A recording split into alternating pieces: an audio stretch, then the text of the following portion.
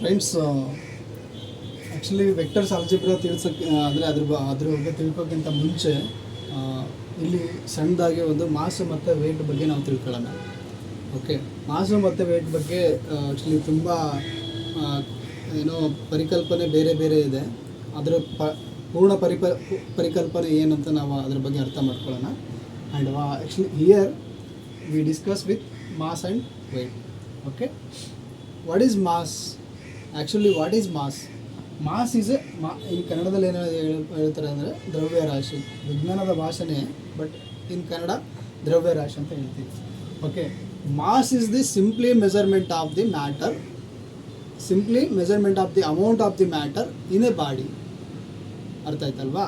ದ್ರವ್ಯರಾಶಿ ಅನ್ನೋದು physical substance ಏನಿದೆ ಅಂದರೆ ಒಂದು ಬಾಡಿಲಿ, ಒಂದು ಆಬ್ಜೆಕ್ಟಲ್ಲಿ total amount of the matter ಎಷ್ಟಿದೆ ಅಂತ ಅದನ್ನು ಮೆಜರ್ ಮಾಡುವಂಥದ್ದೇ ಮಾಸ್. ಮಾಸ್ನ ನಾವು ಆ್ಯಕ್ಚುಲಿ SI ಯೂನಿಟ್, ಅದ್ರ ಮಾಸದ ಯೂನಿಟ್ ಏನಂತಂದರೆ kg ಅಂತ ಹೇಳ್ತೀವಿ.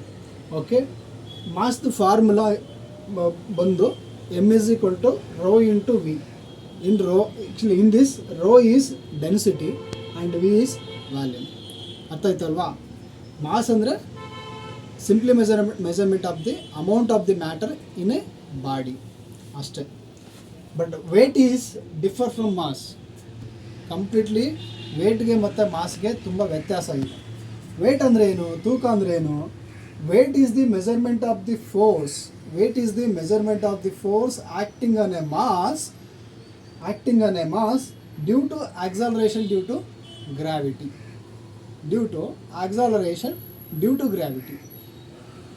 ಅರ್ಥ ಆಯ್ತಲ್ವಾ? Therefore, weight is equal to m into g.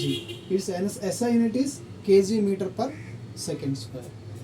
Here actually acceleration due to gravity ಅಂತ ಒಂದು ಬಂದೈತೆ. acceleration due to gravityಗೂ ಮತ್ತು acceleration-ಗೂ ಏನು ವ್ಯತ್ಯಾಸ ಇದೆ ಅಂತ ತಿಳ್ಕೊಳ್ಳೋಣ. ಓಕೆ, ಆಕ್ಸಲರೇಷನ್ ಅಂತಂದರೆ ವೇಗೋತ್ಕರ್ಷ ಅಥವಾ ವೇಗವರ್ಧನ ಅಂತ ಹೇಳ್ತೀವಿ ಆ್ಯಕ್ಚುಲಿ ವಿಜ್ಞಾನದ ಕನ್ನಡ ಭಾಷೆಯಲ್ಲಿ. ಓಕೆ, ಆಕ್ಸಲರೇಷನ್ ಅಂದರೆ just the rate of change of velocity with respect to time. Rate of change of velocity with respect to time. Therefore, acceleration is equal to v by t. The SI unit of acceleration is meter per second square. Meter per second square. Velocity is meter per second. Actually divided by second. T ಅಂದರೆ second ಅಲ್ಲಿ ಹೇಳ್ತೀವಿ. Therefore, meter per second square. Acceleration ಮತ್ತು acceleration ಅಂದರೆ ತಿಳ್ಕೊಂಡಿವಿ. Acceleration due to gravity ಅಂದರೆ ಏನು? Example ಮುಖಾಂತರ ತಿಳ್ಕೊಳ್ಳೋಣ. For example, ಒಂದು ಬಾಲ್ನ ಸರಿನಾ, ಒಂದು ಬಾಲ್ನ ಸರ್ಟೈನ್ ಹೈಟಿಂದ ನಾನು ಆ್ಯಕ್ಚುಲಿ ಬಿಡ್ತಾ ಇದ್ದೀನಿ ಅಂತಂದರೆ, ಸರ್ಟೈನ್ ಹೈಟಿಂದ ಆ್ಯಕ್ಚುಲಿ ಏನಾಗುತ್ತೆ, ಅದು ಫಾಲ್ ಡೌನ್ ಆಗುತ್ತೆ. Freely fall down from certain height. Okay, to the earth surface. ಅಲ್ಲೇನಾಗುತ್ತೆ, ಇದ್ರ ವೆಲಾಸಿಟಿ ಚೇಂಜಸ್ ಆಗುತ್ತೆ.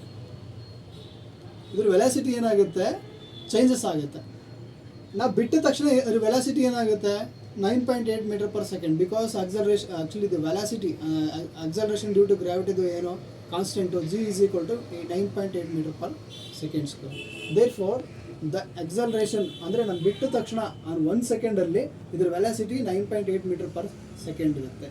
Okay, after 2 second, after 3 second, after 4 second its velocity changes ಆಗುತ್ತೆ due to acceleration due to gravity. That is called a acceleration due to gravity. When an object freely falls towards the earth from the certain height, okay, and then its velocity changes. This is change in velocity produces acceleration due to gravity. ಅರ್ಥ ಆಯ್ತಲ್ವಾ? ಆಕ್ಸಲರೇಷನ್ಗೂ ಮತ್ತು acceleration due to ಗ್ರಾವಿಟಿಗೂ ಇದು difference ಏನಂತ ಅರ್ಥ ಆಯ್ತಲ್ವಾ? This is the actually mass and ವೆಯ್ಟ್ದು concept ಏನಿದೆ ಅದರ ಒಳಗೊಂಡಂತೆ ಬರುವಂಥ ಟಾಪಿಕ್.